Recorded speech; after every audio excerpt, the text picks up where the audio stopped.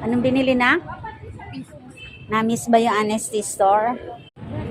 Welcome back to school. Anong nararamdaman ng nanay? Ng nanay? Masaya para sa anak niya. Good morning. Anong hinahanap na item?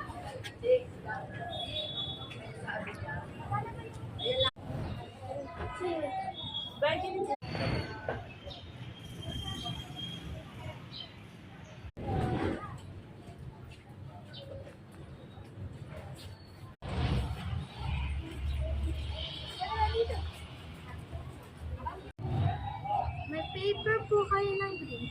Oh, anak, meron doon.